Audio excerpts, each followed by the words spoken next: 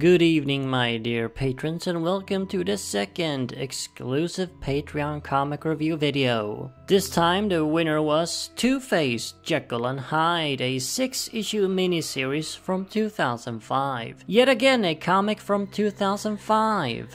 This comic was written by Paul Jenkins and penciled by Jay Lee and Sean Phillips. So what is the comic in question about? Well, it's about Two-Face, obviously.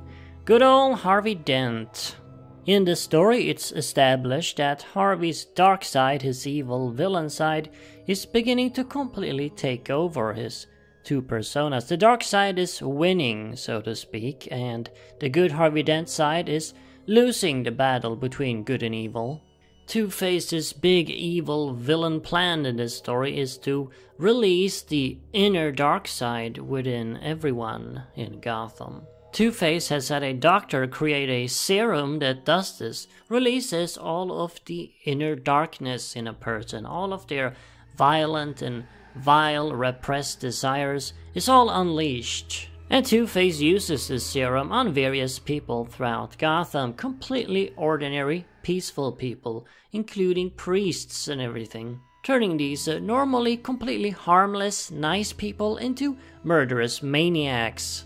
Naturally, Batman is on the case, and eventually he discovers that Two-Face is gonna use the serum on the entire city. Well, actually not. It seems like yes, he's gonna release it in the water supply, but that doesn't end up to be the case. Instead, he just contaminates some ice cream trucks with this serum, and I guess maybe a couple of hundred people or something at most would have been subjected to it. Yeah, it's kind of a weird plan that's revealed at the end. He's just gonna contaminate a few ice cream trucks. That's not really gonna make a whole lot of it's not gonna have much of an effect, is it? Oh well, so much for Two-Face's big master plan. Batman is also subjected to the serum by Two-Face, but he just kind of easily fights it off and is pretty much fine. So yeah, I guess it wasn't really that big of a deal.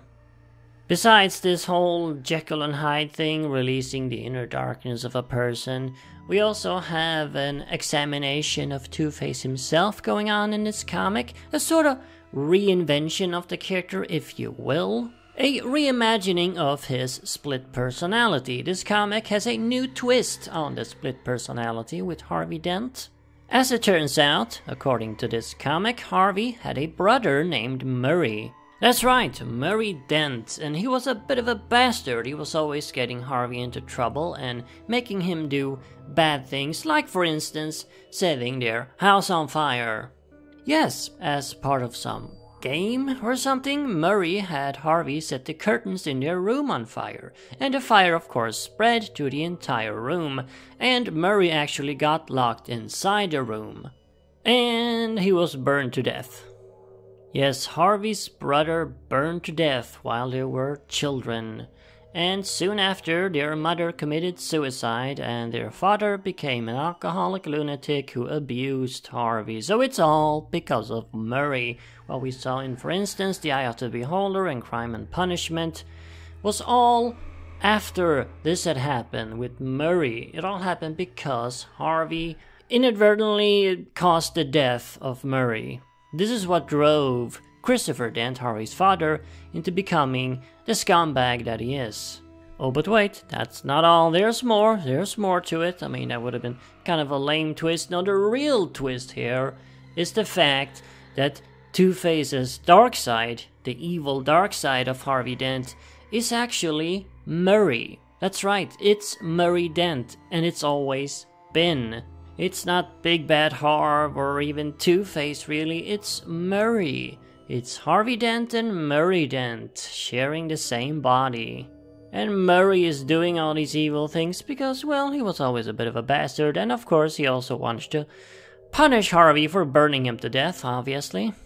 It's not truly made clear whether Harvey Dent is kinda possessed by the ghost of Murraaaay. I don't think that's really what the writer was going for. It can kind of come off as that though. I guess it's up to your own interpretation. But I guess what is more likely going on here is that Harvey feels so much guilt for inadvertently killing his brother that a sort of second personality manifested itself, and it took on the persona of Murraaaay. It's not actually Murraaaay, it just took on the persona of Murraaaay. But either way, if it is this, or if he's actually possessed by a ghost, it's pretty damn stupid either way. Yeah, in case you couldn't tell, I am not a big fan of this comic, and I never have been. I've always greatly disliked Two-Face, Jekyll, and Hyde, which is the reason why I've never talked about it before. It's one of those comics that I feel is just best left forgotten, and it seems to pretty much be. Nobody ever talks about this comic anymore, even though it completely reimagined Two-Face. It revealed this huge twist to his backstory, yet nobody's ever mentioned it ever again in any comic since this one came out.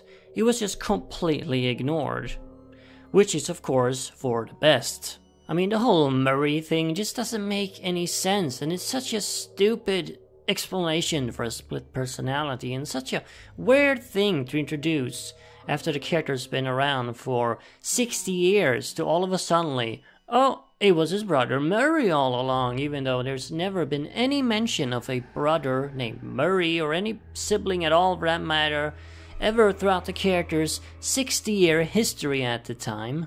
Like, why? What was the writer thinking doing this? Why did he want to do this? And it's not like this was the start of some new continuity. There hadn't been a reboot yet.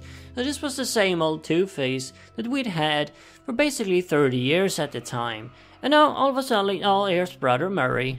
And besides this whole Murraaaay mess, this comic pretty much stinks in every other way too. It's way too dark, way too edgy and try-hard. It really tries to be dark. I mean, it's really rubbing it in your face. It sort of reminds me of Absolute Terror with the Scarecrow that tried really hard to reimagine the Scarecrow as a big scary villain, even though he pretty much already was. This doesn't exactly try to do that, but it's the same kind of try-hard edginess. And then of course we have, as I mentioned earlier in the video, the problem with Two-Face's scheme is just so ridiculous. He contaminates a few ice cream trucks. That's barely gonna affect anybody. It's just so dumb. At first, Batman suspects, and it's led on, we're led to believe that he's gonna contaminate the water supply. That makes more sense. That's a typical Batman villain thing to do. They've done that so many times. And that would have affected the entire city, of course. But no, that's not it. It's just a few people that's gonna get contaminated with it. This serum that turns them into evil maniacs. Like, that's it? Some ice cream? He poisoned some ice cream? It just seems like a waste of time, to be honest. Two-Face, or Murraaaay I guess, behaves kinda weird in this comic too, especially in the second half. By the way, they switch artists in the second half, and oddly enough, as they switch artists, Two-Face begins to behave differently than he did in the previous half. I'm not sure if that was done on purpose. By the way, it is pretty jarring with the two different artists, because they have very different styles and they draw Two-Face's scarring completely differently. Anyway, Two-Face just in the second half behaves, well, a bit like Tommy Lee Jones's Two-Face from Batman Forever, to be honest. He's cackling and laughing and just doing weird faces, and I don't know what he's kind of behaving more like the Joker, actually, which is of course exactly what Tommy Lee Jones did in Batman Forever. I'm not really sure what's going on here. Is this because his evil side is becoming more dominant and more dominant as the story progresses, so he becomes more like this? Just, well, if it is, it's dumb. It's dumb. That's not how the evil side of Two-Face should behave. It's just goofy. It's goofy. And yeah, I think that's all I want to say about Two-Face, Jekyll and Hyde. It's a comic that we should all really just forget. Forget it exists. It doesn't exist, and it never did. Murraaaay Dent never happened. It never happened. And of course, as always, remember, Arkham Asylum awaits you in the next video.